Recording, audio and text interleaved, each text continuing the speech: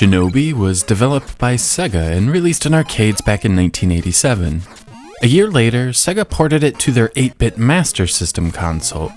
Over the next few years, it would be released on just about everything. But today I'm going to look at the Master System version.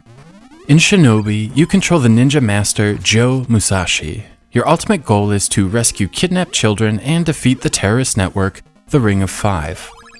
Each of the Ring of Five is represented by a case file that shows between the levels. Each level is broken into 4 different sections, ending with a battle against one of the Ring of Five themselves.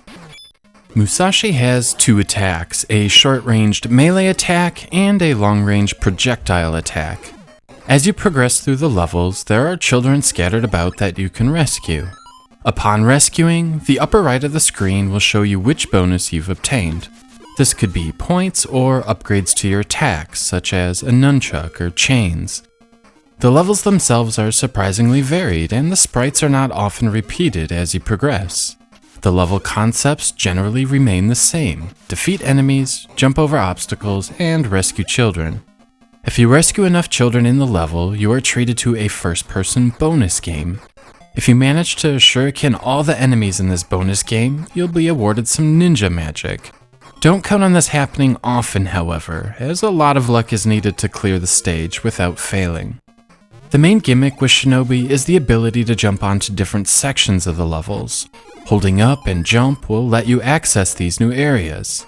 This is necessary to rescue other children, sneak behind enemies, or simply forced upon you for progression. The game very much has a Master System feel to it, with chunky, bright-colored backgrounds and oversized character and enemy sprites. Unfortunately, the background music also has a Master System feel to it. It certainly lacks any sort of oomph, and the compositions aren't as memorable as a certain other ninja game.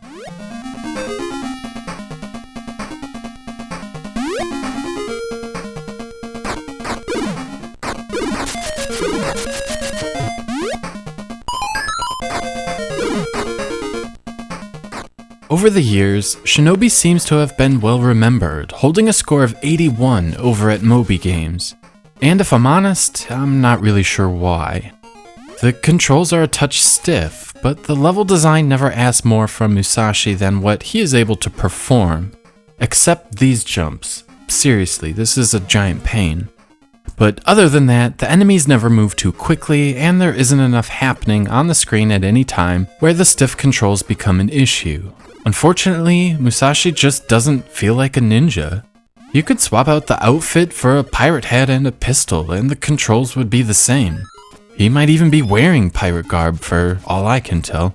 While I appreciate the graphical variety of the levels still all feel the same, and it gets repetitive rather quickly. Perhaps most disappointing are the bosses. After sloshing through the 4 sections of a level, you are treated to some of the most disappointing bosses I've ever experienced in a game. The patterns are repetitive, and there just isn't any real challenge here. This helicopter boss makes virtually no sense. After defeating a few ninjas, the helicopter explodes, or at least I think this is what's happening. It's sloppy and not all that clear.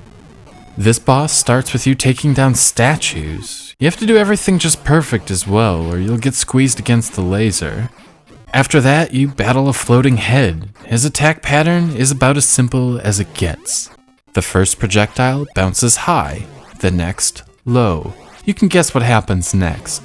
It's overly simplistic and offers no sense of satisfaction once you beat it. Graphically, Shinobi is a mixed bag. Some of the stages look acceptable, while others just look drab. On the positive side, everything does move along at a really nice frame rate. After playing through Shinobi again for this review, I have to say I find the entire experience underwhelming.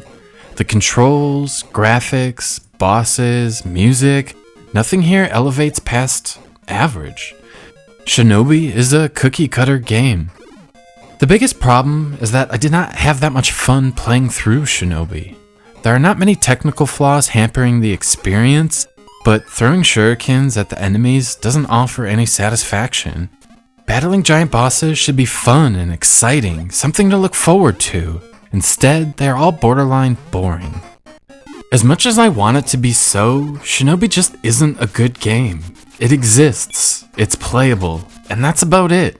Shinobi earns a 2 out of 5.